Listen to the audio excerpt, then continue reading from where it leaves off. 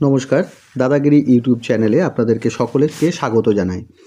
আমি আজকে এসে উপস্থিত হয়েছি সোমসার রামকৃষ্ণ মিশনে শীতের পড়ন্ত বিকেলে।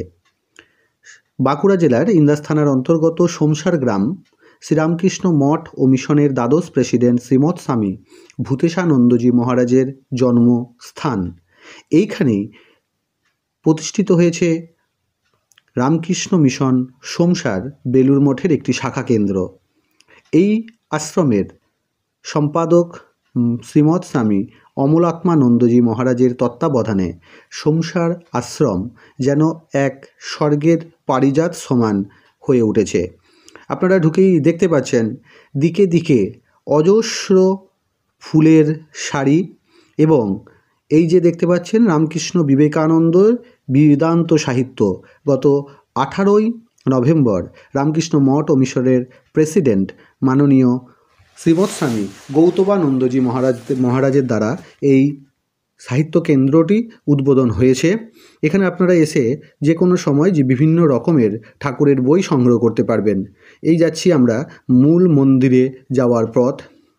দুদিকে এটি জেনারেটর ঘর, দুদিকে সারিবদ্ধভাবে ফুলের সমারোহ, বিভিন্ন রঙের বিভিন্ন জাতের ফুল আপনারা দেখতে পাচ্ছেন এখানে সারিবদ্ধভাবে সাজানো আছে।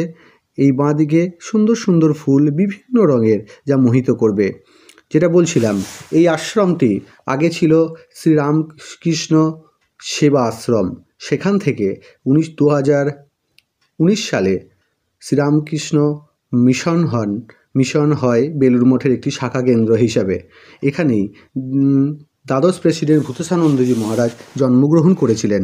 আপনারা এখন দেখতে পাচ্ছেন মূল মন্দির, সেই মন্দিরে ওঠার সিঁড়ি, এবং এখানেও ফুলের বাহার, রকমারি ফুলের বাহার। এই রামকৃষ্ণ মিশন সোমসারে ভক্তদের থাকার সুবন্দোবস্ত আছে। আপনারা রামকৃষ্ণ মিশনের ওয়েবসাইটে গিয়ে যোগাযোগ করতে পারেন, দিয়ে এখানে অনলাইনের মাধ্যমে বুকিং করতে পারেন। দেখতে পাচ্ছেন আমি বিভিন্ন দিক থেকে এই আশ্রমকে দেখানোর আপনাদেরকে চেষ্টা করছি। এই শীতের সময় আশ্রমটি যেন আরও নতুনভাবে সেজে উঠেছে। চারিদিকে সবুজের সমারোহ এবং বিভিন্ন রঙিন ফুল। এই আশ্রম থেকে বাঁদিকে, আশ্রমের বাঁদিক দিয়ে আপনি দেখতে পাচ্ছেন অসংখ্য ফুল। এখানে প্রায় প্রত্যেক দিন 30 থেকে 35 জন মানুষ এখানে কাজ করেন, এই বাগানে দেখাশোনা করেন। এই মন্দিরের পাশ দিয়ে একটি সাধু নিবাস আছে। এই হচ্ছে আশ্রমের দুটি গাড়ি। সাধু নিবাস, এখানে বিভিন্ন সময়ে বিভিন্ন আশ্রম থেকে সাধু এসে অবস্থান করেন। আপনাদের যদি কেউ আসতে চান, কলকাতা থেকে আসতে চাইলে কলকাতা থেকে বর্ধমানগামী যে কোনো বাসে চেপে বর্ধমান, এবং বর্ধমান থেকে বিষ্ণুপুর, বাঁকুড়া, সোনামুখী, পাত্রস্যার, সাম্রঘাট যে কোনো বাসে চেপে চেকপোস্ট বাস স্টপেজে নামতে হবে। চেকপোস্ট থেকে সোমসারের দূরত্ব 2 কিলোমিটার।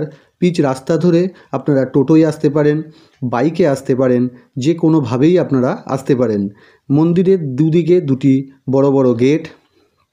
এখানে বছরে বিভিন্ন সময়ে বিভিন্ন অনুষ্ঠান অনুষ্ঠিত হয়।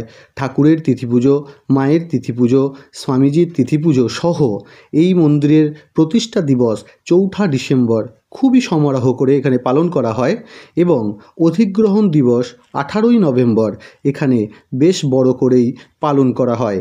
চারিদিক থেকে অসংখ্য ভক্ত এই অনুষ্ঠানের দেখতে এখানে আসেন, এবং বিভিন্ন অনুষ্ঠানের মধ্য দিয়ে এই সোমসার রামকৃষ্ণ মিশন যেন সেজে ওঠে।